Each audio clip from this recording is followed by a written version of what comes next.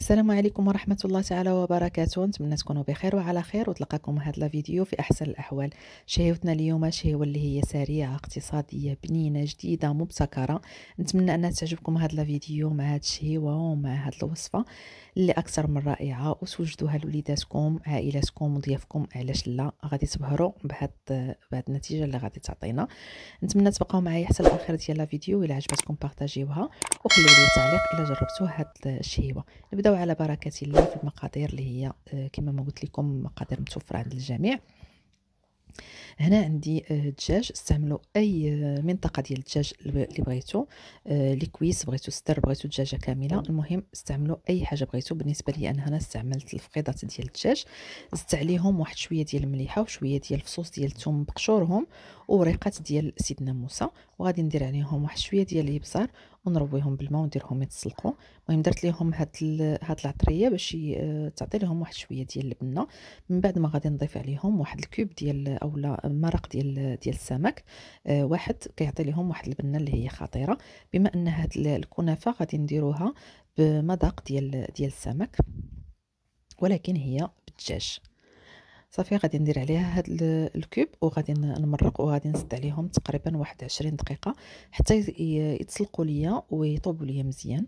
هنا عندي الكروفيت، عندي نص كيلو ديال الكروفيت، غادي ناخذ نص غادي نقيه والنص الاخر غادي نحتفظ به للتزيين.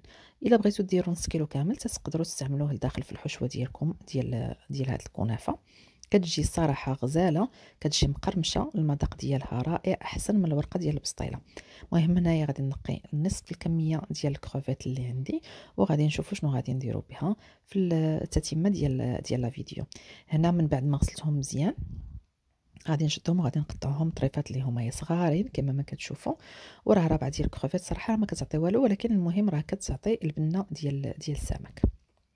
هنا عندي 3 ديال لي غولو ديال الشعريه الصينيه ديال الرز، غادي ندير عليهم واحد شويه ديال الماء طايب ونخليهم على جنب حتى تطلق ليا. ومن بعد غادي نقطعها كما ما غادي تشوفوا بالمقص ونصفيها من الماء باش غادي نديرها في الحشوه اللي عندي. المهم هاد الفكره اللي عطيتكم فكره، تقدروا تزيدوا تنقصوا اللي بغيتوا، ديروا الخضره ديروا لي شامبينيون الزيتون، المهم اي حاجه بغيتوا ديروها.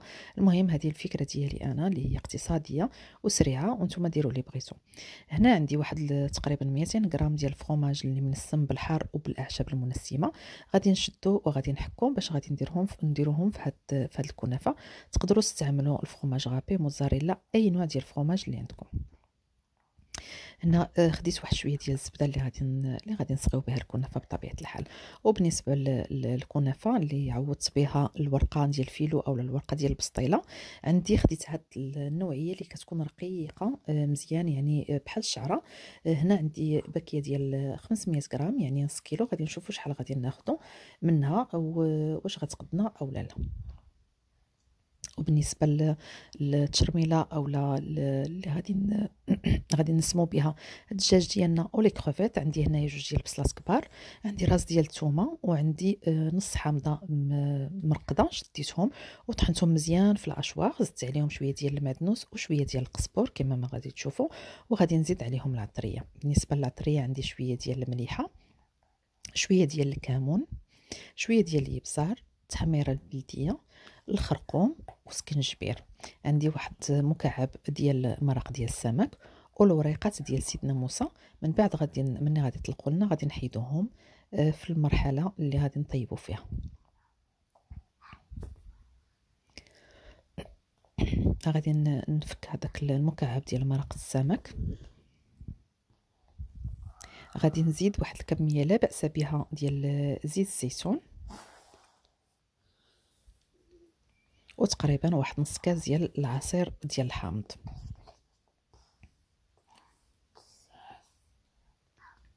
غادي نستعمل لاصوص ديال لي زويتر اولا ديال المحار واحد المعلقه كبيره. وعلى فكره بالنسبه للملحه ردوا معها البال، حيت غادي نستعملوا لي صوص وحتى المكعب ديال السمك راه تيكون حتى هو شويه زايد ديال الملحه. وهنا لاصوص ديال الصوجه،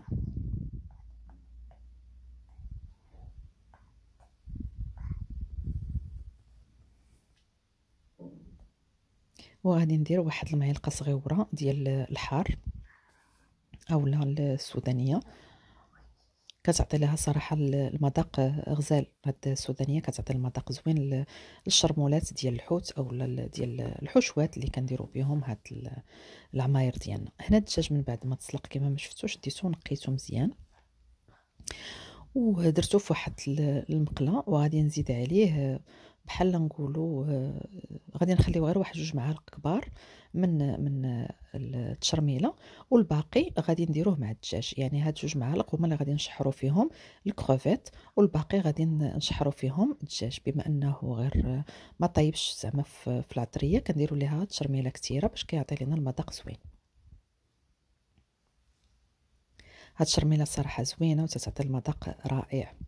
هنا في هذاك لو بول نيت اللي كانت فيه التشرميله غادي ندير فيه الشعريه الصينيه من بعد ما صفيتها، وغادي نزيد عليه الدجاج اللي شحرته بهاد الشرموله. وهنا في نفس المقله غادي ندير لي كروفيت اللي قطعت مع الشرموله، الباقي ديال الشرموله اللي عندنا كي كتشوفوا. ومن بعد ما غادي نديرهم في هذاك لو بول غادي نحيد الوراق ديال سيدنا موسى بطبيعه الحال، نقيوها كامله سواء الدجاج او هادو لي كروفيت. صافي كما ما شفتوا هنايا كاين الدجاج كاين الشعريه الصينيه، وغادي نزيد عليها حتى لهاد لي كروفيت اللي مشرمل. هذه هي العماره او اللي غادي نعمر بها انا الكنافه ديالي. وكما ما قلت لكم تيبقى لكم نتوما الاختيار، تزيدوا تنقصوا اي حاجه. مثلا تعوضوا الحوت الى عندكم توفر، تعوضوا الدجاج سمحوا لي بالحوت. تقدروا تزيدوا الكالامار مقطع اولا صحيح كما ما بغيتو. تقدروا ديروا البوزروق حتى هو تيجي صراحه زوين. المهم جميع فواكه البحر تيجيو زوينين. المهم كل واحد كيدير على المتوفر. انا بغيت نعطي لكم هذه الفكره ديال هذه الكنافه المالحه بمقادير بسيطه، وما نحرموش بعض وليداتنا من هذا الشيء اللي كنديروا. الا ما متوفرش الحوت راه كنديروا الدجاج وكنديروا ليه التشرميله ديال الحوت عادي. هنا من بعد ما خلطت هذيك القامه ديالي شديت هنا الكنافه وبديت كنحلها. وهنايا غادي ناخذ واحد الاطار اللي هو طويل على حسب الطبق اللي غادي نقدم فيه. المهم تقدروا ديروها مدوره مربعه على الشكل اللي بغيتو. هنا ما كندهن ما والو، درتو غير في واحد الصينيه وفرشتها بواحد هذا لو بابي سولفيريزي، وصافي غادي نطلق فيها الكنافه على الطول. كما ما كتشوفوا هنايا ضروري انها الكنافه تحل لكم مزيان باش ما تجيكمش غليظه، خصوصا ان الحشوه فيها الشعريه الصينيه. يعني حنايا بغيناها تجي بحال الورقه، كتجي صراحه زوينه وكتجي فكره اللي هي جديده. غير ضروري تحلوها مزيان وما ديروش طبقه اللي هي غليظه، يعني ديروا واحد الطبقه اللي هي رقيقه كما ما غادي تشوفوا هنايا. راه واخا تبان لكم بان يعني غليظه، ولكن هي لا، هي راه طبقه اللي هي رقيقه حتى ملي كتقطعوا راه كتبان الحشوه لداخل. وهاد الكنافه راه كتجيكم بحال الورقه، يعني كانكم درتوا الورقه ديال البسطيله اولا ديال الفيلو. هنا غير غادي نبقى نحلها وغادي نفرشها في الاطار وفي الصينيه اللي عندي، وغادي ندير شي حداشي كما ما كتشوفوا راه تيبان حتى الورق لتحت، يعني راه ما درتهاش غليظه.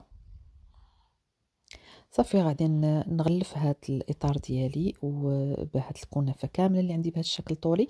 كتجي ساهله، يعني طريقه اللي هي ساهله وسريعه، راه ما كتاخذ لكمش بزاف ديال الوقت. هاد الكنافه المالحه لا في التوجد ولا في كل شيء. هنا غادي نوريكم ضروري تختاروا هاد الكنافه الرقيقه اللي دايره بحال الشعره، كتجي الصراحه زوينه، كتعطي واحد النتيجه اللي هي زوينه.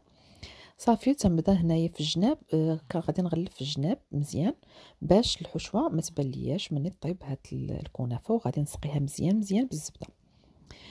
حاولوا انكم تستعملوا الزبده الحيوانيه، ما تستعملوش المارغرين حيت كتعطي لها واحد المذاق اللي هو زوين صراحه. من بعد غادي نبدا ندير الحشوه ديالي ونحاول انني ما نجيبهاش في الجناب ديال الاطار. صافي غادي نديرها كامله. هنا ما كاينش مشكل انها تكون بارده ولا سخونه، ما كاين حتى شي مشكل. وكنرجع عليها الكنافه اللي كانت عندي هكا على الحاشيه ديال الاطار. صافي وانا كنضغط وإلا بقات لي شي بلاصه اللي خاويه كما ما انا نيت، هنا غادي ندير واحد شويه ديال الشعر ديال الكنافه عليها وصافي وتندرقها. ساهله ماهله، احسن من الورقه ديال البسطيله. المهم هذه بالنسبه للمبتدئات راها ساهله، وحتى في الماكله ديالها سبحان الله بنينه وسهله، وفكره اللي هي جديده، وعلاش لا ما نجربوهاش. صافي وغادي ناخذ الباقي ديال الزبده اللي عندي، وغادي نسقي بها مزيان هاد الكنافه ديالي. هنا راني مسخنه الفران على 180 درجه فقط، وغادي ندخلها للفران ونخليها طيب على خاطرها باش ما تحرق الوجه، ويبقى لنا الداخل الشعور ديالها باقيين يعني خضرين.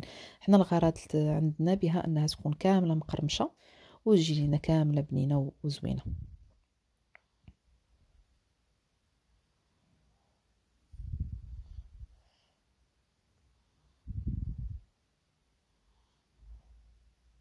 حاولوا انكم تسقيوها مزيان مزيان من كاع الجناب ديالها من الوسط كل شيء. المهم الزبده راه كتعطي ليها واحد البنه خطيره، وإلا ما متوفراش عندكم هاد الكميه كامله ديال الزبده تقدروا ديروا نص ديال الزبده ونص ديال الزيت، حتى هي كتجي بها مزيان.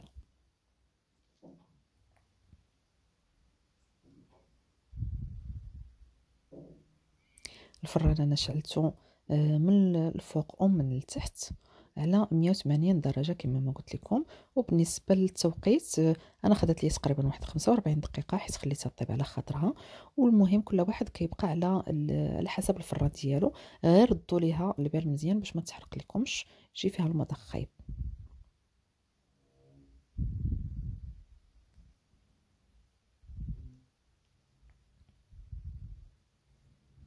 غادي نوريكم كيفاش خرجات من مورا 45 دقيقه تقريبا ساعه الا ربع. ها هي صراحه خرجت تتشهي زوينه. هذا راه ماشي هو الوجه اللي غادي نحطها عليه، غادي نقلبها كما ما غادي نوريكم. حطيت عليها التبصيل. هذا الاطار قيستو على التبصيل قبل ما نبدا باش كيجيني هو هذاك. هذا هو لافونتاج ديال الاطار، يعني تقدروا تستعملوا غير واحد مع بزاف ديال الانواع ديال الاطباق ديال التقديم. صافي غادي نقلبها ديريكتومون. بغيتو ديروا الخس غادي تحاولوا تهزوا الجوانب ديالها وتحطوا الخس من الحاشيه. صافي وكتزينوها على حسب المتوفر اللي عندكم. شفتوا كي تجي على طيبه على المهل راه ما كتحرق لكمش من جهتين، وكتجي الصراحه طايبه مزيان. انا كنحاول ان نسويها في الوسط ديال الطبسيل، راه هي باقيه سخونه هنايا. غادي ناخذ واحد الموس وغادي ندوزو مع الجناب او الحاشيه ديال الاطار باش نضمن انها راها كامله غادي تبقى ليا في بلاصه من بعد ما نحيد الاطار. ما مسمحوا لي كنطول عليكم وكنشرح بزاف حيت بزاف اللي تيقولوا لي زعما غير شرحي لنا بالنسبه للبنات المبتدئات. كما ما كنبغي انا الحاجه تجيني مزيانه تنبغي عاود اي حاجه قدمتها تصدق للناس. كي كتشوفوا حتى من الجهه ديال الاطار راه جات محمره صراحه، كتجي غزاله، التحميره ديالها كتجي غزاله. ما غادي نسقيها ما حتى شي حاجه، يعني الشكل ديالها شكل ديال البسطيله غير هي بالكنافه. هنا لي كروفيت اللي خليت يعني رابعه اخرى اللي كانت بقات عندي ديال لي كروفيت، درت واحد النوازيت ديال الزبده في مقله وصافي شحرتهم على الوجه بجوج. انا عندي شويه ديال الحامض، واحد حامضه شديتها قطعتها طرونش وقطعتها بهذه الطريقه، وغادي نحطها في لي كوان ولا في القناه ديال هاد الكنافه. وغادي ندير وحيده في الوسط، وغادي ندور عليها لي كروفيت كما ما قلت لكم اللي شحرتهم شويه ديال الزبيده. التزيين كيبقى اختياري وكيبقى على حسب الرغبه وعلى حسب المتوفر. عاود كاينين بزاف ديال الطرق مهم ديال التزيين، زينوا باللي بغيتو واللي متوفر عندكم.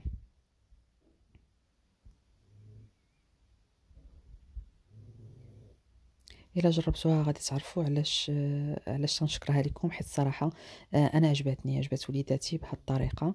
المذاق ديالها كيجي زوين بزاف، وحتى الكنافة يعني شكل جديد وتجربة جديدة، علاش لا ما نديروهاش هكايا مالحة.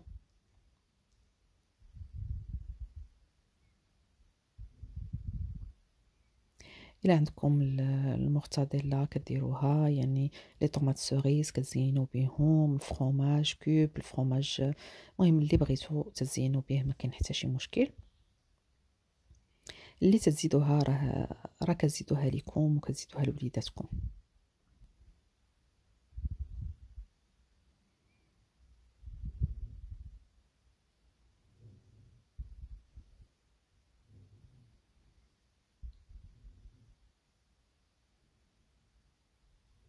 هذا هو الشكل النهائي ديال الكنافة المالحة اللي صوت معكم. غادي ندير عليها واحد شوية، نزوق نهرس هذا اللون الأصفر، غادي نهرسو بواحد شوية ديال التحميرة البلدية، يعني غير على هاد لي طرونش ديال الحامض. وبالصحة والراحة اللي كلاها، وبصحتكم وراحتكم إلا جربتوها.